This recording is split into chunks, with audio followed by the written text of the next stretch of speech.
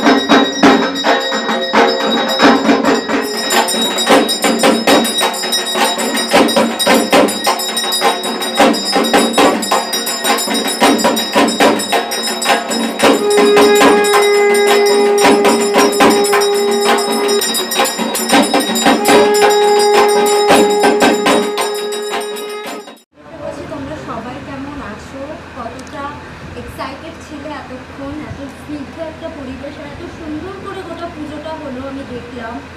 এখন গোটা যখন আরতিটা শেষ হয়ে গেল, এখন কতটা ভালো লাগছে? I think more than excitement বা স্নিগ্ধতা, যেটা হোয়াট ইউ স এক্স্যাক্টলি, আমাদের মনে হয় it has been a hectic 1 month, and because like this is my very first venture to do this kind of thing, and এতদিন ধরে অ্যাক্ট্রেসদেরকে সাজিয়েছি, এতদিন ধরে সেলেবদের সাজিয়েছি, বাট প্রথমবার the real celeb has been there, ঠাকুরদেরকে সাজানো, which was again a challenge for me. তো he is the one who has actually provoke me to do the thing, and I was very excited to do that, and I want him to share exactly how he felt about the entire thing. Neil, if you can say something about. হ্যাঁ, তো এটা তো actually Gandheshwari পুজো আমাদের actually এটা আমাদের মানে কুলদেবীর পুজো। মানে আমরা চাঁদ সদাগরের বংশধর, তো লোকের ধারণা যে মা মনসা হলো আমাদের কুলদেবী, অ্যাকচুয়ালি নয়। আমাদের কুলদেবী হলেন দেবী গন্ধেশ্বরী, যিনি মানে দুর্গারই আর একটা পার্ট, মানে মূল দুর্গার আর একটা পার্ট। তো আমি তো জন্ম থেকেই দেখে আসি, তো এটা আমাদের চলছেই আর কি। মানে এর কোনো এই পুজোর অ্যাকচুয়ালি আগেকার দিনে তো বেনেরা, মানে যারা বণিক ছিল, তারা জলে বাণিজ্য করতো জাহাজে করে। তো সেই টাইমে বিভিন্ন রকম পথে দুর্ঘটনা কিংবা প্রতিকূলতার সম্মুখীন হতে হতো। তো সেইগুলোকে মানে রোকার জন্যই মা গন্ধেশ্বরীর পুজো করা হতো। আর এখন এই পুজোটা করা হয় because for a very fabulous business. So more the money, more the goddess is happy. আজকে দেবীদের সাজে কি কি রকমারি থাকে? সাজ নিয়ে আই থিঙ্ক আমি যেটা বলবো যে I always wanted to focus on offbeat colors, like as a lot of you know, wild style like blue is known for. So I do a lot of trails, I do a lot of accentuated silhouettes and all. তো সেই জিনিসটাকেই মাথায় রেখে যেভাবে আমি মনামিকে সাজাই বা যেভাবে আমি ত্রিনাকে সাজাই, সেই জিনিসগুলোকেই মাথায় রেখে হয়তো এই স্টাইল এক্সিকিউশনটা ঠাকুরের উপর। And I wanted to do that because this is my very first ঠাকুরের জামা বানানো। I never did this before. Oh God, this is crazy. I'll tell you exactly how I felt because Amar Taylor's Masters definitely has been making things which are more couture based. But সেগুলো যখন ছোটো মিনিয়েচারে করা হয়, it becomes more complicated to handle manually. So right from cutting pattern, then right from making things, stitchings, details, everything was taken care of. And তোমরা সাজটা দেখবে ঠিকই.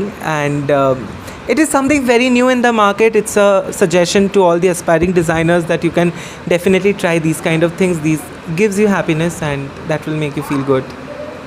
আর তোমাদের আজকে কি কি দায়িত্ব ছিল এই যে পুজোর জোগাড় যন্ত্র এত কিছুর মধ্যে তোমাদের কি দায়িত্বটা ছিল? দায়িত্বটা নীল বলতে আমার পারবে। দায়িত্ব ছিল সকাল থেকে, পরশুদিন আমি ভোরবেলা উঠেছিলাম, উঠে ফুলঘাটে একাই ফুল কিনতে গেছিলাম। আমি যত ফুল দেখতে পাচ্ছ সব হাওড়া ফুলঘাট থেকে কেনা। আর সেদিন আমি ঘুমাচ্ছিলাম বিকজ আমার তার আগের দিন রাত 4-5টা অবধি like I had my shooting schedule. তো কালকে আমরা ঘুমিয়েছি, কালকে মানে আজকে আর কি, রাত 3:30 AM। তারপর আমরা উঠেছি আবার 5, উঠে আবার পুজো তো চলেছে 3:30 অবধি কি করেছি? 3:30 অবধি, হ্যাঁ 3:30 অবধি ওরা সব ঠাকুরের জামা কাপড় পরিয়েছে আর আমাদের কিছু গ্রুপ ঠাকুরের পুজোর কাজকর্ম করেছে। কারণ আমি মানে very new in this things, মানে আমি পুজো আচ্ছা করতে ভালোবাসতাম, তো এই ভদ্রলোক আমাকে আরও বেশি প্রেরণা যোগায়, এর যে সাজগোজ, এর যে পুজোর কালচার, তো এই ভদ্রলোক আমাকে আরও বেশি মানে উদ্বুদ্ধ করে, ইন্সপায়ার করে। তো যাই হোক, এটার পরে হ্যাঁ মানে পুজোর গোছগাছটা একটু এখানে লেন্দি, মানে এই নয় যে সাধারণ এমনি নর্মাল বাড়ির পুজোর মতো পুজো হচ্ছে। এখানে যেহেতু রামকৃষ্ণ ঘরানার একটা কালচার আমরা মেনটেন করার চেষ্টা করছি, তো সেই জিনিসগুলোকে মাথায় রেখে রামকৃষ্ণ মিশনের যে কালচারটা সেটাকে আমরা অতটা তো আমরা পারি না বাড়িতে, যতটা সম্ভব আর কি তুলে ধরার চেষ্টা করছি। আর ভেরি রিসেন্ট আমারও দীক্ষা হয়েছে, তো আমি মানে শারদেশ্বরী আশ্রম থেকে দীক্ষা নিয়েছি, তো মা আমাকে কৃপা করেছেন, তো চেষ্টা করছি আর কি কিছু করার। কি কি রকমারি থাকে? ভোগে আজকে ছিল দেখুন ব্যাপারটা হলো, গৌরীমা হলেন আমাদের শারদেশ্বরী আশ্রমের প্রতিষ্ঠাতা, ঠিক আছে। গৌরীমা ছিলেন শ্রী রামকৃষ্ণদেবের প্রথম মহিলা শিষ্য।